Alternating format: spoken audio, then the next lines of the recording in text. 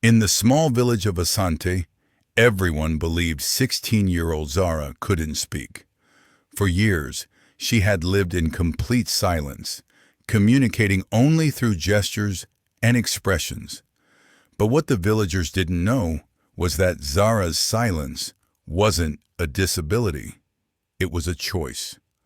And when she finally decided to break that silence, her first words would change everything they thought they knew about reality itself. The morning sun cast long shadows across the red earth of Asante village as Zara walked barefoot along the dusty path toward the market. Her dark eyes observed everything around her, the way the elderly women balanced heavy water pots on their heads, how the children chased chickens between the mud brick houses, and the rhythm of the blacksmith's hammer echoing from his workshop. She saw it all, absorbed it all, but never spoke a word about any of it. Zara's mother, Mama Asha, walked beside her carrying a woven basket filled with yams and plantains to sell.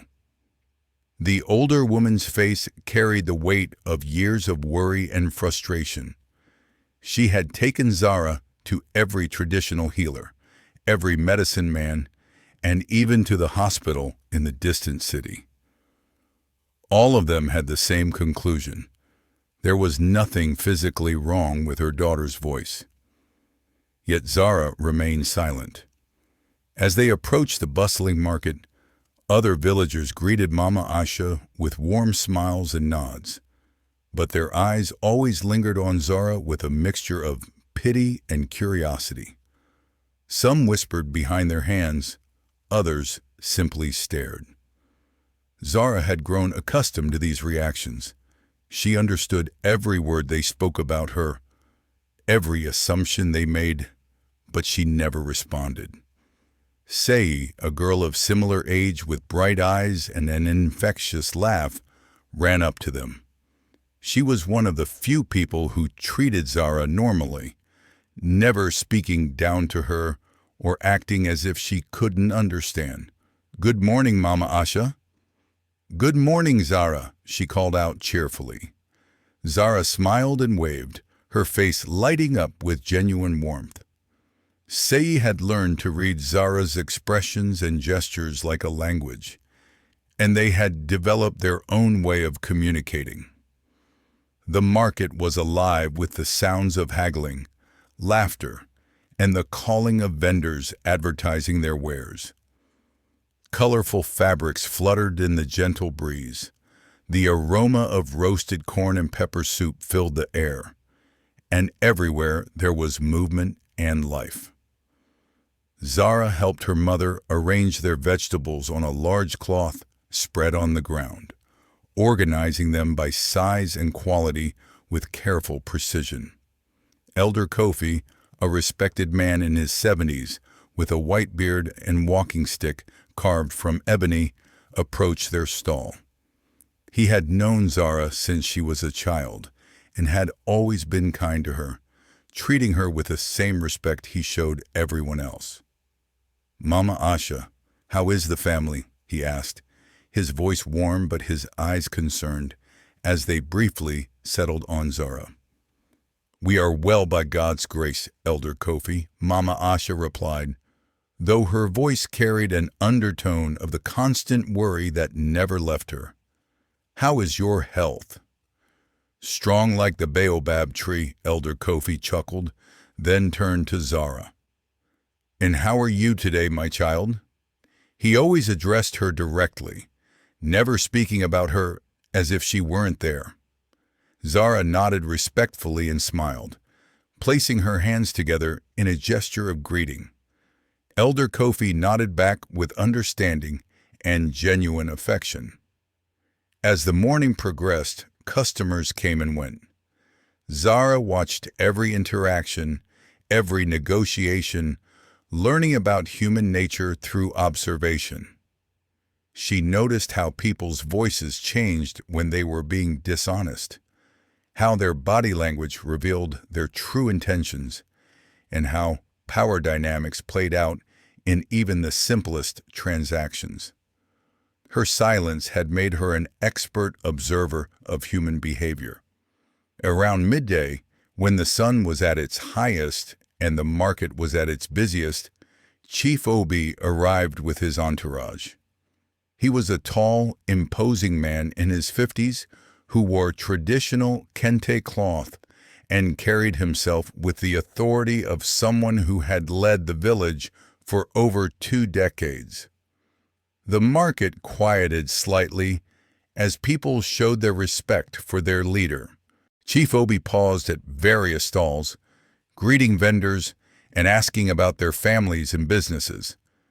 When he reached Mama Asha's stall, his expression became more serious. "Mama Asha," he said in his deep, commanding voice, "how is our silent daughter today?" The way he said "silent daughter" wasn't meant to be cruel, but it stung nonetheless. Zara felt the familiar tightness in her chest that came whenever people defined her by what she couldn't or wouldn't do. Mama Asha's face tensed slightly. "She is well, Chief Obi. Thank you for asking." Chief Obi studied Zara for a long moment, his dark eyes thoughtful. "You know, child," he said, addressing her directly, "the ancestors speak to us in many ways. Perhaps your silence is a form of wisdom we don't yet understand." His words were meant to be comforting, but they carried an undercurrent of something else, as if he sensed there was more to Zara's silence than anyone realized. After Chief Obi moved on, Mama Asha let out a small sigh. She looked at her daughter with eyes full of love, but also deep sadness. "Zara, my dear child," she whispered, "I wish I could understand what goes on in that beautiful mind of yours." If only she knew, Zara thought to herself. If only any of them knew the real reason for her silence. As the afternoon wore on, storm clouds began to gather in the distance. The air grew heavy and electric, and experienced vendors started packing up their goods. But before the market could fully disperse, a commotion erupted near the center of the marketplace. Funmi, a young woman known for her sharp tongue and competitive nature, was arguing loudly with an elderly woman over the price of palm oil.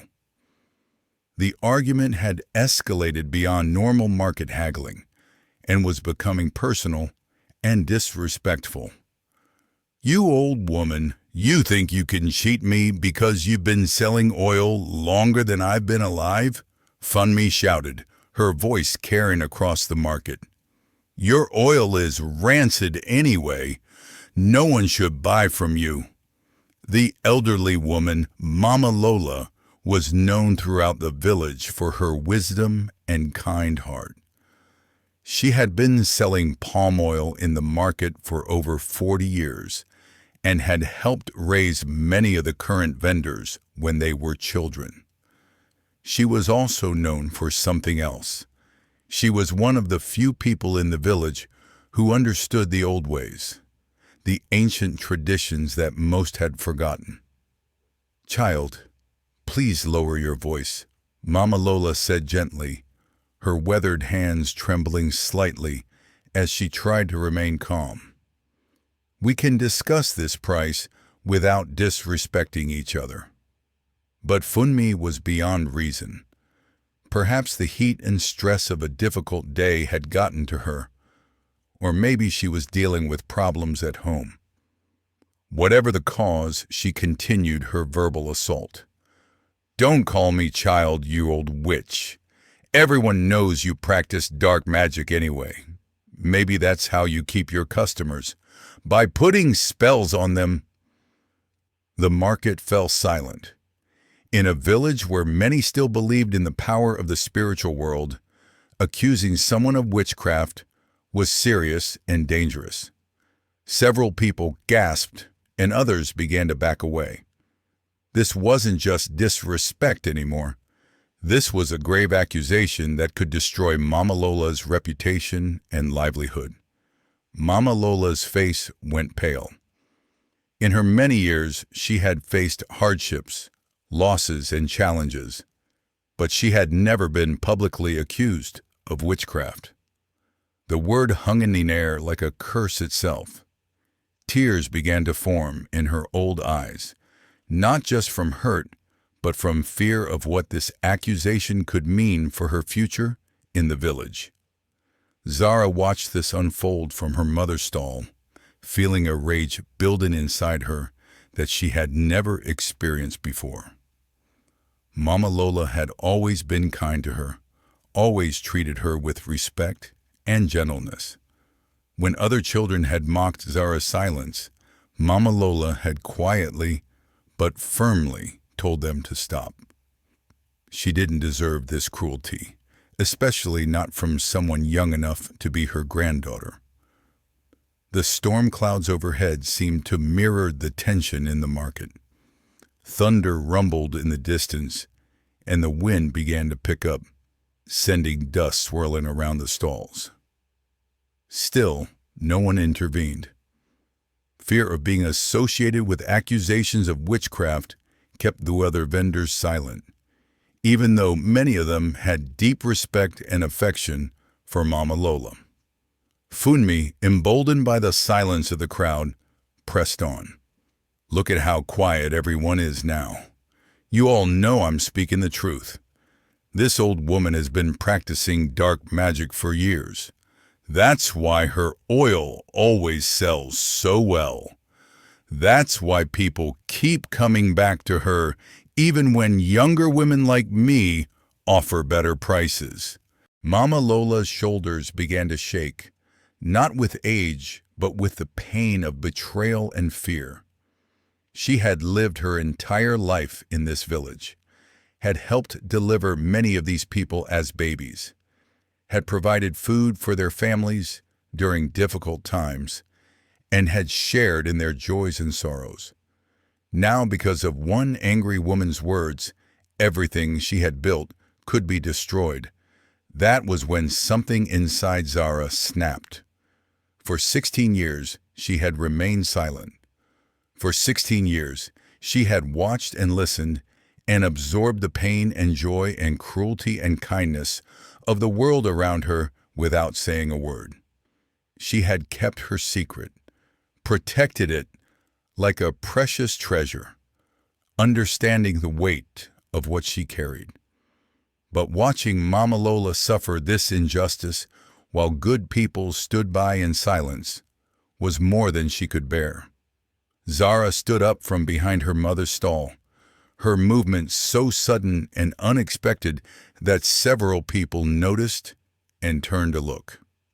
Mama Asha reached out to pull her daughter back, assuming she was simply upset by the commotion and wanted to leave. But Zara didn't sit back down. Instead, she walked into the center of the market, placing herself directly between Funmi and Mama Lola. The crowd parted before her, surprised by this unusual behavior from the girl who normally kept to herself and never drew attention.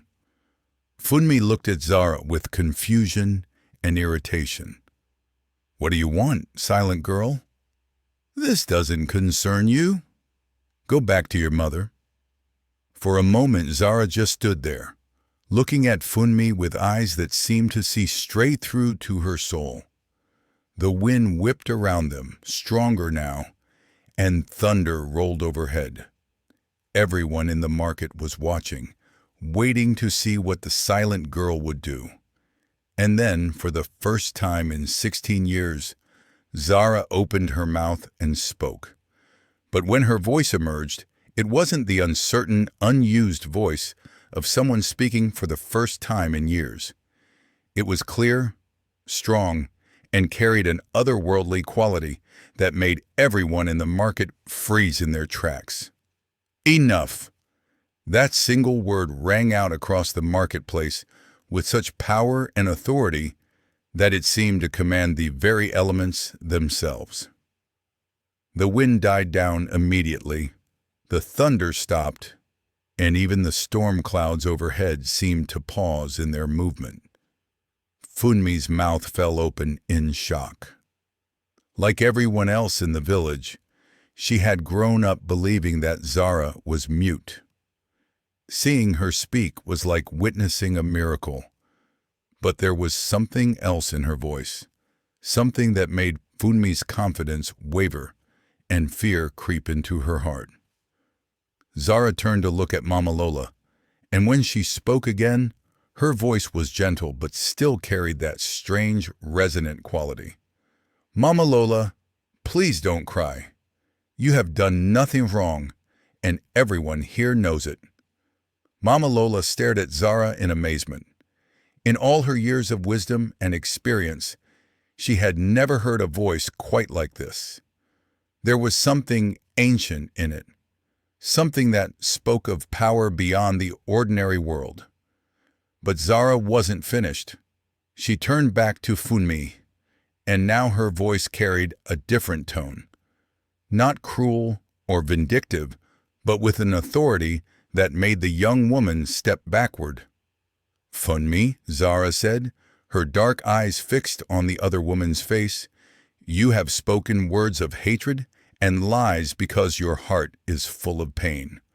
You are angry because your husband lost his job 3 weeks ago, and you are afraid of not having enough money to feed your children. You are taking that fear and anger out on an innocent woman who has never done anything but show kindness to this village." Funmi's face went white. How could Zara possibly know about her husband's job loss? They had told no one, too ashamed to admit their circumstances. Fear began to replace her anger as she realized there was something unnatural happening here. Zara continued, her voice now taking on a quality that seemed to echo from somewhere beyond the physical world. "Your accusations are born from jealousy and desperation, not truth. Mama Lola's success comes from years of hard work, quality products, and treating her customers with honesty and respect. There is no magic in her business except the magic of integrity." The crowd began to murmur among themselves. Some were amazed that Zara could speak. Others were disturbed by how she seemed to know things she shouldn't know. And a few were beginning to understand that they were witnessing something extraordinary. "But," Zara said, her voice now carrying a warning that made everyone in the market listen more carefully, "words have power, Funmi. The accusations you have made against Mama Lola will return to you threefold, not because of any curse or magic, but because this is the way of the universe. What we send out comes back to us." As if to punctuate her words, a single bolt of lightning flashed across the sky, followed immediately by a crack of thunder so loud that several people jumped. But there was no rain, just that one dramatic display of nature's power. Funmi was now visibly shaking. How do you know about my husband? And how can you... When did you learn to speak?" Zara's expression softened slightly, and when she spoke again, her voice carried compassion along with its otherworldly quality. "I have always been able to speak, Funmi. I chose silence because words, once spoken, cannot be taken back. They have the power to heal or to destroy, to build up or to tear down. I have spent 16 years listening and learning, understanding the weight of language and the responsibility that comes with it." She gestured to the crowd around them. "Every day I have heard the words spoken in this village. Words of love and words of hate. Words of truth and words of lies. Words that bring comfort and words that bring pain. I have seen how carelessly most people use this gift of language, how they speak without thinking, how they wound others with thoughtless comments and cruel jokes." Elder Kofi, who had been watching this scene unfold with growing amazement and understanding, stepped forward. His old eyes were bright with a recognition that others hadn't yet grasped. "Child," he said softly, "what are you?" Zara turned to him with respect and affection. Elder Kofi had always treated her with kindness, and she was grateful for that. "I am what the old stories speak of, Elder Kofi. I am one who carries the voice of truth. My grandmother's grandmother was the same, and her grandmother before her. It is a gift that appears in our bloodline every few generations." Mama Asha, who had been standing frozen in shock since her daughter first spoke, now came forward with tears streaming down her face. "Zara, my daughter, why didn't you tell me?" "All these years, I thought. I blame myself for—" Zara went to her mother and took her hands gently. When she spoke, her voice was purely her own. No supernatural resonance, just the loving voice of a daughter speaking to her mother. "Mama, I wanted to tell you so many times. But the gift comes with rules. I could not speak until I witnessed an injustice so great that my silence would be a betrayal of what I was meant to do. Today, watching Mama Lola suffer while good people remain silent, I knew that moment had come." She turned back to address the entire crowd. "The voice I carry is not my own alone. It is the voice of truth, of justice, of the ancestors who watch over us. When I speak with this power, I cannot lie. I cannot be mistaken, and I cannot be ignored. This is why I chose silence for so long, because once I began to use this gift, my life would never be the same." Chief Obi, who had been listening to everything with growing understanding and awe, now stepped forward. His face showed a mixture of respect and concern.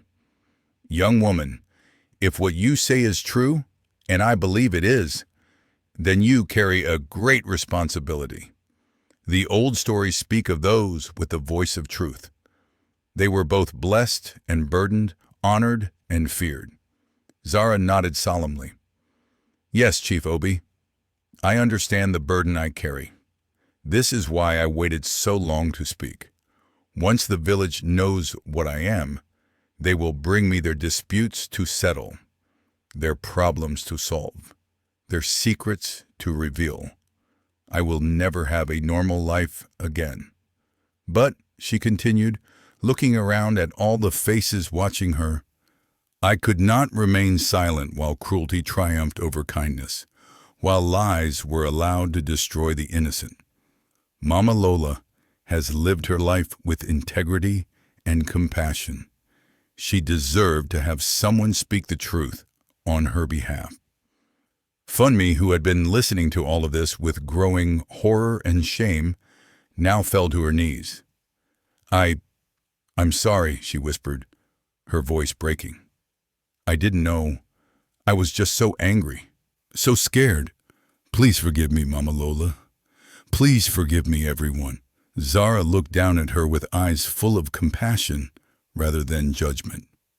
"Funmi, your apology is accepted, but it is not me you need to ask for forgiveness. Your words wounded Mama Lola and could have destroyed her reputation. But more than that, you allowed fear and jealousy to poison your heart. That is what you must truly work to change." She knelt down beside Funmi and spoke more gently. "Go to your husband tonight and tell him about the job opportunity that will be offered to him tomorrow at the construction site near the river. The foreman, Baba Tunde, will be looking for reliable workers. If your husband goes there at sunrise, he will find work that will provide for your family." Funmi looked up at Zara with amazement. "How do you know this?" "The voice of truth sees what is needed," Zara replied simply. "But remember, this chance is a gift. But what your husband does with it depends on his own choices and efforts. As if the universe itself was responding to the resolution of the conflict, the storm clouds began to break apart, and shafts of golden sunlight broke through to illuminate the market. The oppressive feeling in the air lifted, replaced by something that felt like hope and possibility. Mama Lola, who had been weeping quietly throughout this entire exchange, now approached Zara with trembling steps. "Child," she said, her voice filled with wonder, "I have lived for 73 years, and I have never witnessed anything like this. You have given me back my honor and my peace. How can I ever thank you?" Zara smiled at the elderly woman with genuine warmth. "Mama Lola, you have always shown kindness to those who could not defend themselves. You have fed the hungry, comforted the sorrowful, and treated everyone with dignity regardless of their status. Your good deeds are their own reward. I simply spoke the truth that everyone already knew in their hearts." The crowd in the market was buzzing with amazement and excitement. Word was already spreading to other parts of the village about what had happened. People who had missed the confrontation were hearing the story and coming to see the girl who had broken 16 years of silence to defend the innocent. But Zara raised her hand, and immediately the crowd fell silent. When she spoke again, her voice carried that otherworldly authority that commanded attention. "My people of Asante," she said, "what has happened here today will change everything. The secret I have kept for 16 years is now known to all. But I ask you to remember this moment not for the miracle of my speaking, but for the lesson it teaches us about the power of words." She gestured toward Funmi, who was still kneeling nearby. All of this pain and conflict began with words spoken in anger and fear.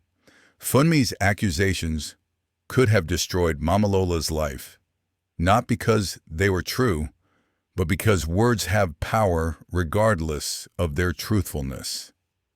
In our village, in our families, in our daily lives, we must be more careful with this gift of language we all possess. Elder Kofi nodded thoughtfully.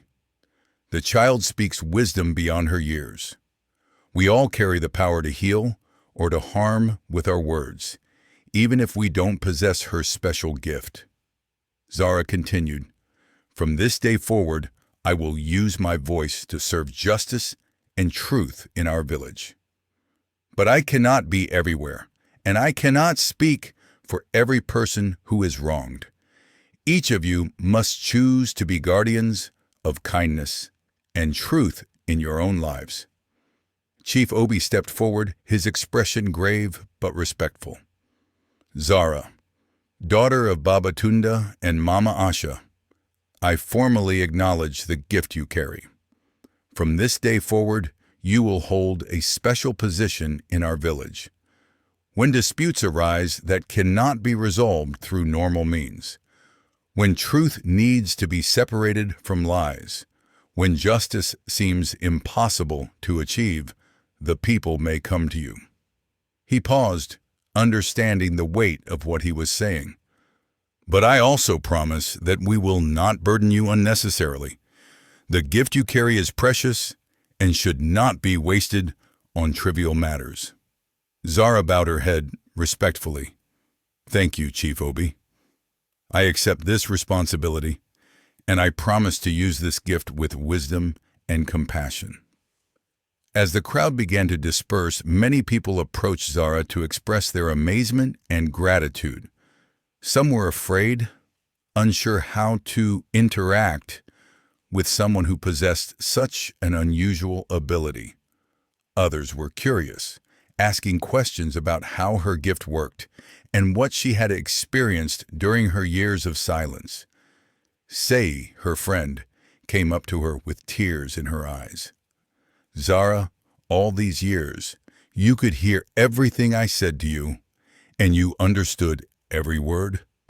Zara smiled and nodded. Yes, Sei. And your friendship meant more to me than you will ever know.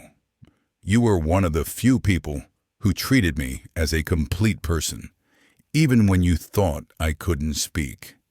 You talked to me about your dreams, your fears, your hopes for the future. You shared your life with me, even when you thought I couldn't share mine with you in return. But you were sharing, Sei realized, through your expressions, your gestures, your presence. I just didn't understand how much you were really communicating. As the sun began to set and the market finally emptied, Zara walked home with her parents. Baba Tunde, who had arrived at the market just as the confrontation was ending, walked beside his daughter in amazed silence. Finally he spoke. Daughter, I have many questions, but first, I need you to know that I am proud of you. You could have used your gift for personal gain, for power, for revenge against those who mocked your silence. Instead, you used it to defend someone who couldn't defend herself. That tells me that your heart is pure, regardless of what supernatural abilities you might possess. Zara looked at her father with love and gratitude. Thank you, Baba. I learned about justice and compassion by watching you and Mama. You raised me to value kindness over cleverness, integrity over advantage. The gift I carry is powerful, but without the moral foundation you gave me, it could have made me dangerous rather than helpful. That evening, as the family sat around their dinner table, Zara finally told her parents everything. She explained how the gift had manifested when she was very young, how she had instinctively understood that she needed to remain silent until the right moment, and how difficult it had been to watch the world around her while feeling unable to participate fully in it. I dreamed of this day, she admitted, but I also feared it.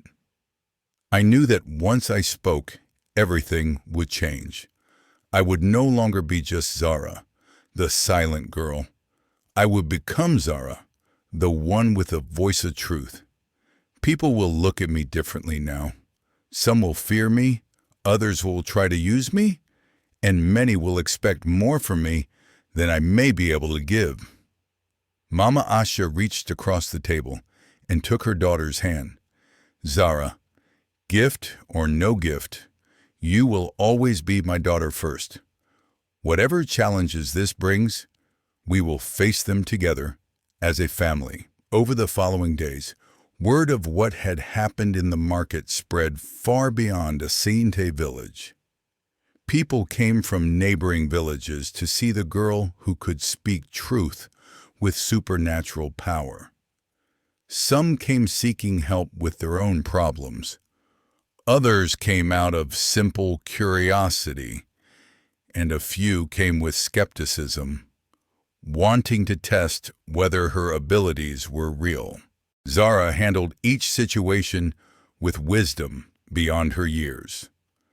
She quickly learned to distinguish between those who genuinely needed help and those who were simply seeking entertainment or trying to exploit her gift. She refused to use her power for trivial matters or to satisfy curiosity, understanding that the supernatural authority in her voice should be reserved for matters of true importance. 1 week after the market incident, a delegation arrived from the regional capital. They had heard rumors of a girl who could speak with the voice of truth, and they wanted to investigate whether this could be useful for their legal system. The delegation was led by a stern man in his 40s who wore the robes of a government official. Chief Obi welcomed the delegation but made it clear that Zara was not some tool to be used by distant authorities. She is a daughter of our village first, he told them firmly. Her gift is for the service of justice, not for the convenience of administrators.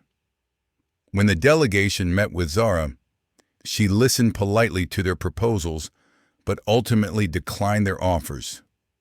My gift is meant to serve truth and justice, she explained, but it cannot be bought, commanded, or controlled by any earthly authority. If I allowed myself to become an instrument of government, I would lose the very purity that makes my voice trustworthy.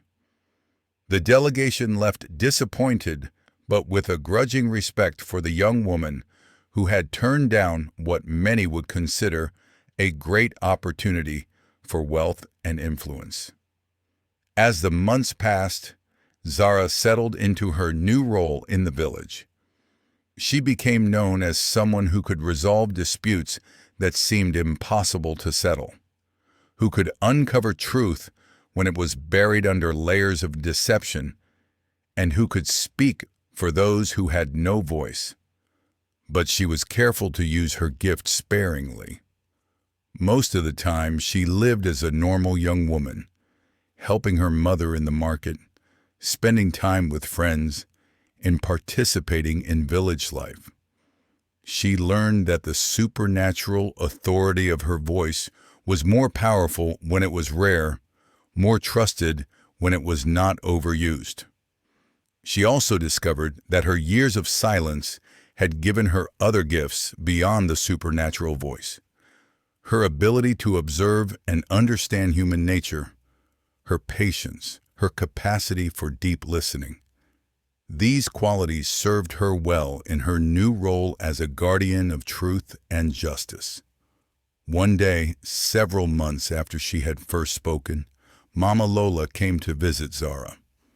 The elderly woman had become something of a mentor to her, sharing wisdom about how to handle the burden of being different, how to maintain humility in the face of extraordinary ability. "Child," Mama Lola said, as they sat under the shade of a large mango tree, "I have lived long enough to understand that gifts like yours come with a price. How are you managing the weight of what you carry?" Zara considered the question carefully before answering. "Some days are harder than others, Mama Lola. People look at me differently now, some with awe, some with fear, some with expectation. I miss the anonymity of silence sometimes, but then I remember why I chose to speak, and I know I made the right decision." She paused, watching children play in the distance. "The hardest part is knowing when to speak and when to remain silent. Just because I can reveal truth doesn't always mean I should. Some truths are meant to be discovered gradually.